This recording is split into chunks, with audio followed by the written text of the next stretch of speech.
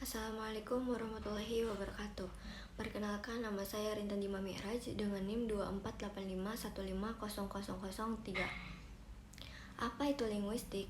Linguistik atau Scientific Study of Language adalah ilmu yang mempelajari tentang bahasa manusia. Jadi di video ini saya akan membahas tentang salah satu cabang dari linguistik, yaitu morfologi. Bagi yang menonton video ini, silahkan simak baik-baik ya. Apa itu morfologi? Definisi morfologi. Morfologi adalah cabang linguistik yang mengidentifikasikan satuan-satuan dasar bahasa sebagai satuan gramatikal. Morfologi mempelajari seluk-beluk bentuk kata serta pengaruh perubahan-perubahan bentuk kata terhadap golongan dan arti kata. Atau dengan kata lain, dapat dikatakan bahwa morfologi mempelajari seluk-beluk bentuk kata serta fungsi perubahan-perubahan bentuk kata itu, baik fungsi gramatik maupun fungsi semantik. Secara etimologi, kata morfologi berasal dari kata morf yang berarti bentuk dan kata logi yang berarti ilmu. Jadi, secara harfiah kata morfologi berarti ilmu mengenai bentuk. Dalam kajian linguistik, morfologi berarti cabang ilmu bahasa yang seluk-beluk bentuk kata dan perubahannya serta dampak dari perubahan itu terhadap arti atau makna dan kelas kata. Menurut Ramlan, pengertian morfologi adalah bagian dari ilmu bahasa yang mempelajari seluk-beluk bentuk kata serta perubahan bentuk kata terhadap arti dan golongan kata. Proses morfologi. Proses morfologi ialah proses pembentukan kata-kata dari satuan lain yang merupakan bentuk dasarnya. Dalam bahasa, terdapat 3 proses morfologi.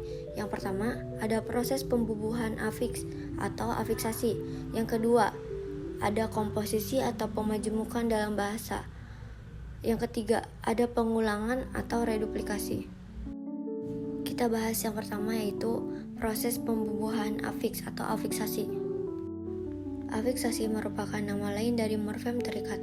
Morfem terikat merupakan kata yang tidak dapat berdiri sendiri, sedangkan kata yang dapat berdiri sendiri disebut sebagai morfem bebas. Morfem bebas merupakan kata dasar yang dapat berdiri sendiri. Kata dasar dapat berupa kata benda, kata sifat, kata kerja, dan lain-lain.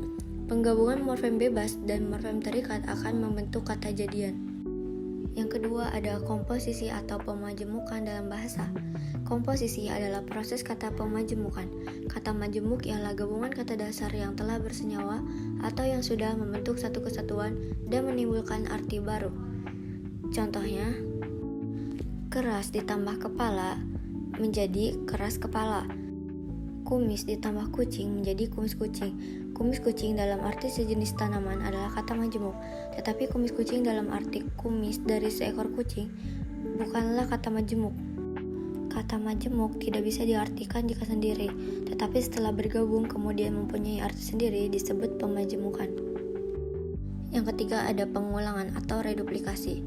Pengulangan atau reduplikasi adalah pengulangan satuan gramatik, baik seluruh maupun sebagian, baik variasi fonem maupun tidak.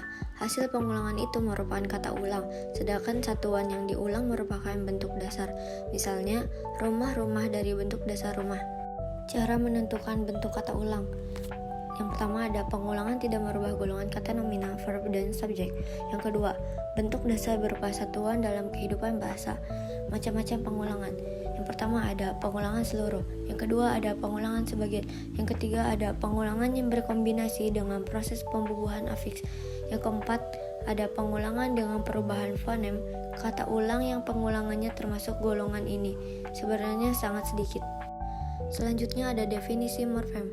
Morfologi mengenal unsur dasar atau satuan terkecil dalam wilayah pengamatannya. Morfem adalah satuan gramatikal yang terkecil sebagai satuan gramatikal. Morfem mempunyai makna. Dalam ilmu bahasa dikenal satuan seperti kata, frase, klausa, dan kalimat.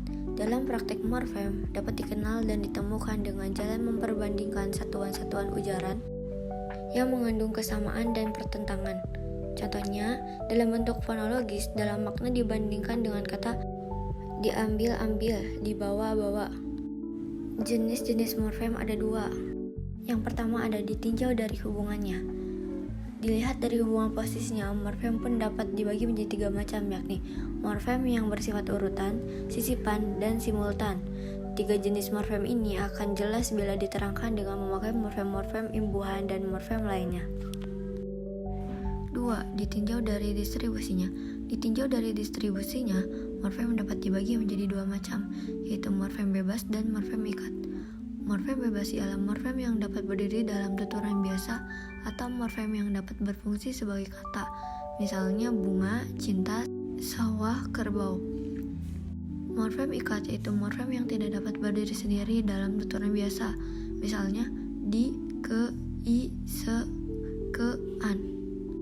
Mungkin cukup sekian. Wassalamualaikum warahmatullahi wabarakatuh.